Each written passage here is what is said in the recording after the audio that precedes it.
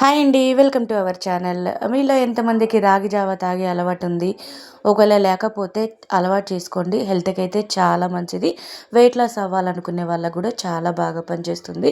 నేనైతే ఇదే యూస్ చేస్తాను అనమాట. రాగి జావ చేసుకోవడానికి ముందుగా అయితే నీళ్లు వేడి చేసుకోవాలి.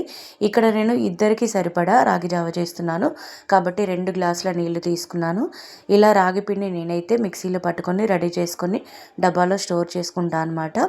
సో నీళ్ళు వేడెత్తున్న టైంలో ఇలా అయితే రాగి పిండి కలుపుకోవాలి. 2 గ్లాసులకి 2 స్పూన్లు, పెద్ద స్పూన్తోని 2 స్పూన్లు పిండి తీసుకొని ఇలా కొన్ని వాటర్ వేసి ఉండలు లేకుండా కలుపుకోవాలి.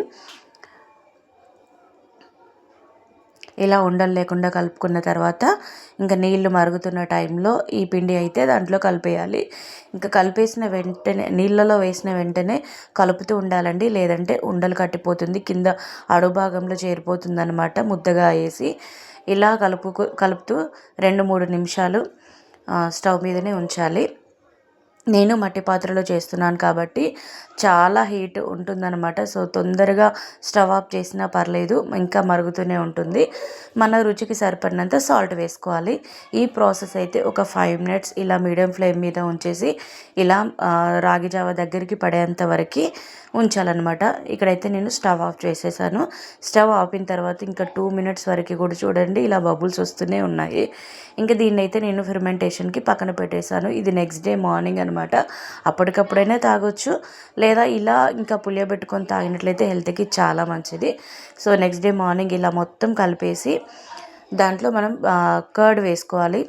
చిలికిన పెరుగు వేసుకున్న తర్వాత టేస్ట్ కోసం ఆనియన్స్ వేసుకోవాలి. ఇదైతే రాగి జావ ప్రిపరేషన్ అండి. ఇంకా కర్డ్ వేయడం నాకు వీడియో కట్ అయిపోయింది.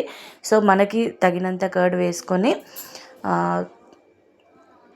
ఇలా ఉల్లిగడ్డలు వేసుకొని తాగినట్లయితే చాలా బాగుంటుంది. నేనైతే ఇద్దరికి ప్రిపేర్ చేశాను కదా, సో ఇద్దరికి లాగా కొంచెం మిగిలింది చూడండి. సో ఇలా ఎక్కువ తక్కువ కొంచెం అవుతుంది, పర్లేదు. ఇదండి రాగి జావ ప్రిపరేషన్. చాలా ఈజీగా చేసేసుకోవచ్చు, చాలా హెల్దీ. వీడియో నచ్చితే లైక్ చేయండి, సబ్స్క్రైబ్ చేసుకోండి.